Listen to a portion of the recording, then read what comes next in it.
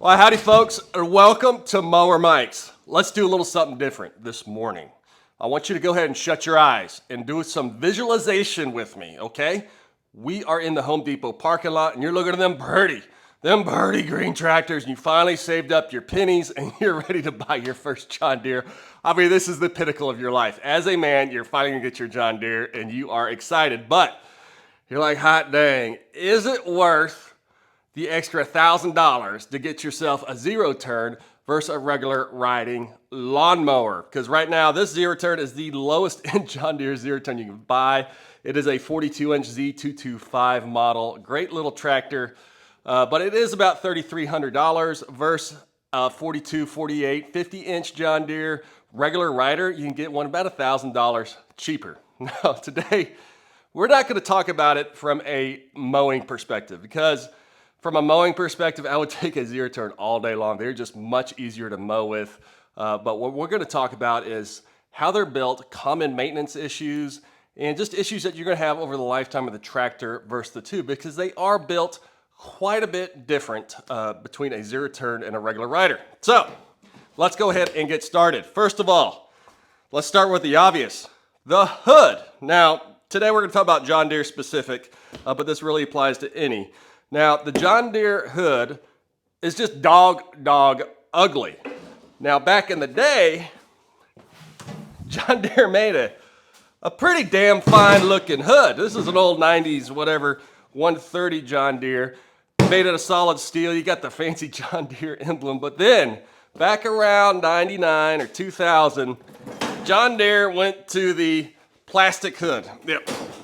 Now, these hoods just suck, because they're plastic, but they're not one piece of plastic. These hoods are made of like 15 pieces of plastic that eventually crack. I can see this thing's already breaking. Somebody used some some plastic. There's spiders all in it. Also, it's got this crappy little metal bracket that, as you can see, it always pulls out of the hood. The hoods crack. They got these crappy cheapo stickers on them, and I just hate the John Deere hoods.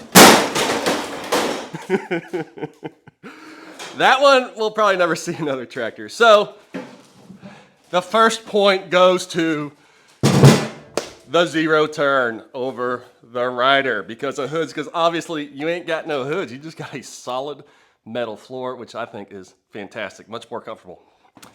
All right, let's go to the next most obvious thing, steering. Now, these things steer completely different. On your regular riding lawnmower, you've got about 6 different components. You're starting with the steering wheel, goes down to a steering shaft, hooks onto the pinion gear, spins the sector gear, pushes on the drag links, turns the spindles, turns the wheels. I mean, you got like 5 connections there. Versus on a Zeroturn, you have 2 transmissions, and these things run like a tank or a skid steer. You have a solid connection from these handles down to the transmission, forward, backward. It is one linkage. There's a lot less issues on the steering for a Zeroturn versus a regular rider. But don't trust me. Let's go ahead and flip these things upside down and take a better look at the actual steering system. All right, folks, this ugly mess is underneath the riding lawnmower. This is not the Zeroturn. Just want to show you the structure of it. And this structure is the same for pretty much any riding lawnmower out there. To start, you have the steering shaft. It comes all the way down through here, and there's a couple of plastic bushings up above here which do fail. Then you've got the pinion gear right here. This is where all the force goes. The pinion gear will fail quite often. Pinion gear turns the sector gear, and you see the sector gear fails, and that sector gear is a booger bear to change out. Pinion gear isn't too bad. Then it hits the drag links. You got pivot points here that wear out that are greased. Then going down the drag link, you have another pivot point right there, and then you have the spindle. The spindle does bend, so a lot of times you'll get bent there. This thing will be bent here because people run into cats, dogs, stumps, whatever, trees. And as you hit more things, it will also bend the front axle. Also, you have pivot points right here. You have bearings in here that wear out. So just a lot of different wear items. I'm not saying that any of these should prevent you. I do have repair videos on all of these items for all the different types of lawnmowers. But as you can see, it's just a lot more failure points versus what we're going to look at underneath the Zeroturn. So let me slide on over there. Boy, we have got a great shot underneath this Zeroturn. You can see on each side here has its own transmission, and the transmissions are connected directly to the handles up top. And that's what does all your steering. So you push it forward, backwards, makes it spin around like a dang tank. So you're wondering, how does it connect to the handles? Well, let me show you. See that piece of metal right there, that bracket? That comes down directly from the handle and it goes to a hydraulic dampener. Now that dampener goes directly to the transmission. That's what drives it forward and backwards. And folks, that's it. It has one connection, and that hydraulic dampener is super easy to replace. It's got two little pins on each side. You pop it on and off, and that's it, folks. Super easy. It's much more simple than that cluster that we just looked at. All right, folks, next we're just gonna walk around the tractor and take a look at some of the different elements. Now, first of all, let's look at the tires. Now, you'll notice on the regular riding lawnmower, they are quite a bit wider than the Zeroturn, but both will leak. Both are a complete pain in the butt to change tires on. One benefit of the Zeroturn is that you can swap to a solid rubber tire much easier and cheaper than the regular rider. I've got a great video on that, easy to swap it out. Or a lot of higher end Zeroturns nowadays come with solid rubber tires, which is much better. In the front tires is really where you're gonna have your issues. Most of the time on the back tires, you will not have an issue. But one benefit to the Zeroturn is, here we're looking at the regular riding lawnmower. These tires are pressed on the rear axle. They are a complete pain in the butt to pull off. A lot of times they rust to the axle.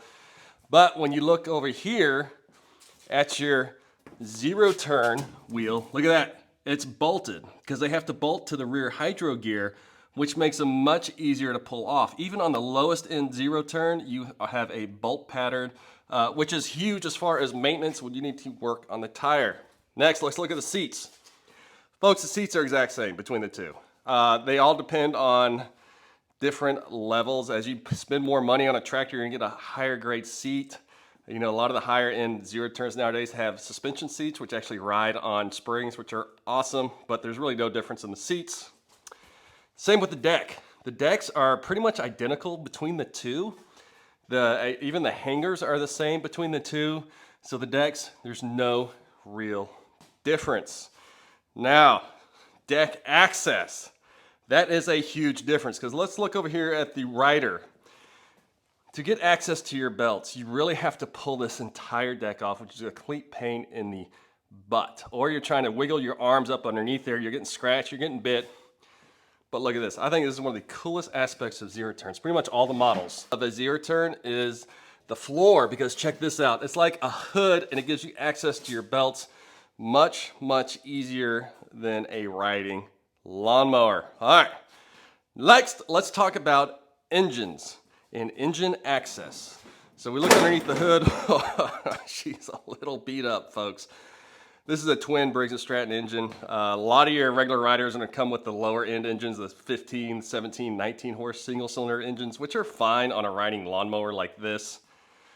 But when we go over here to the Zeroturn, look at this engine. What we got here is a 19 horse single cylinder Briggs & Stratton engine, which they just put John Deere stickers on. It is just a Briggs & Stratton engine.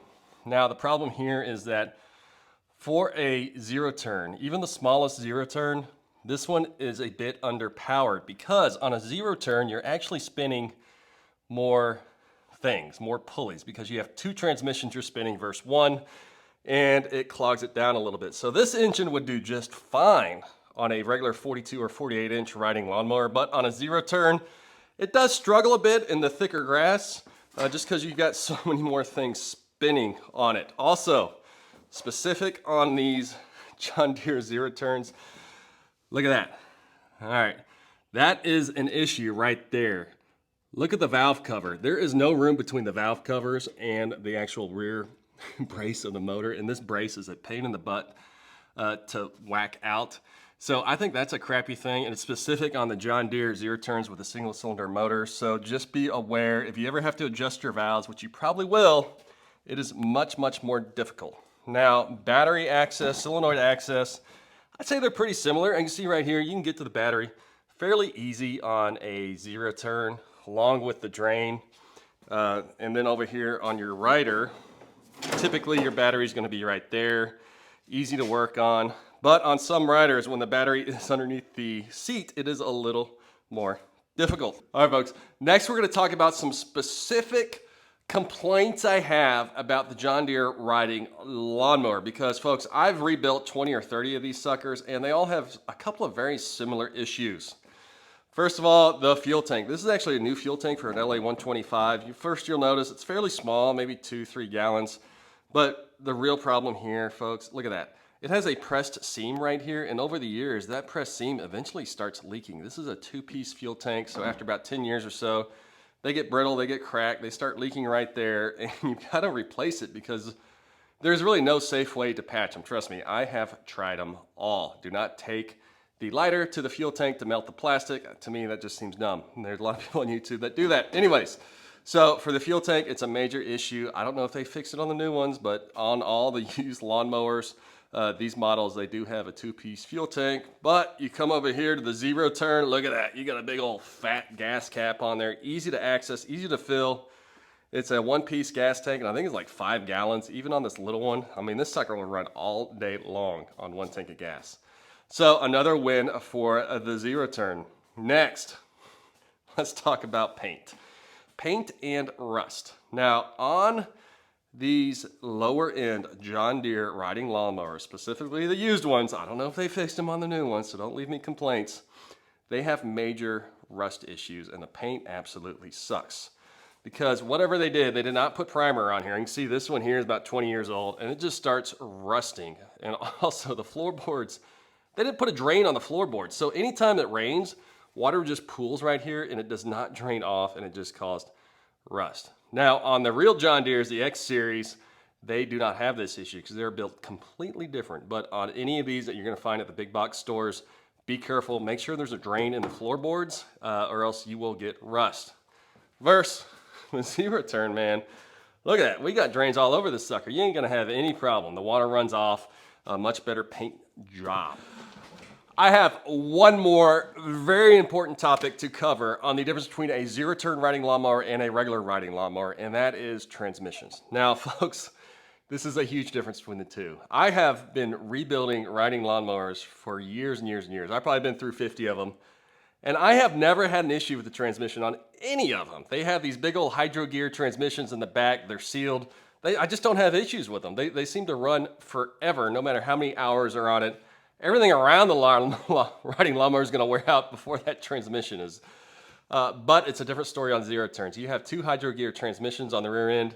And folks, they are finicky. You're going to get one that's running a little lower, a little slower, a little faster. They do wear out. They have a lot more movement in them. And I just have a lot more issues with Zeroturn transmissions versus riding lawnmowers. Now, there are preventative measures you can take on the Zeroturn transmissions. One of the big ones is changing your oil every couple of years. That's why I suggest if you're going to get a Zeroturn transmission, please try to get one that is not sealed for life, that you can actually change the oil on the transmission. And the way you can tell is when you look underneath the rear end, if it has a filter on each side of the transmission, looks like an oil filter, then that means you can change it. If it does not, that means it's sealed and you actually have to remove the whole transmission, turn it upside down, drain it, reinstall it. Now, I've got videos on both methods. It's really not that bad, but I've got to give the riding lawnmower props for a more sturdy, reliable transmission versus the Zeroturns. But when you sum it up, folks, for me, I think it is worth the extra money for the Zeroturn lawnmowers. They run so much better. They're faster. They mow better. There are some benefits to a rider. The one thing is price, so it all depends on you. I will tell you right now, because most of y'all are probably looking at used lawnmowers, the market it's smoking hot. I mean, I listed this thing for $1,600. I had 30 messages within an hour. It was ridiculous. So when you're looking at a Zeroturn mower, you can try to get a used one, a decent used one. Typically, you're going to look at probably about 50%, 50 to 60% of the price of a new one. Highly encourage it. Riders, you can get them a lot cheaper. You can get a good rider for under $1,000 all day long used. And you can get a real cheap one, broke, and then use my channel to fix her up. So, folks, that sums it up. I appreciate you watching. We are going to do one more segment for you that have a little extra money and want the best of the best. So stay with me.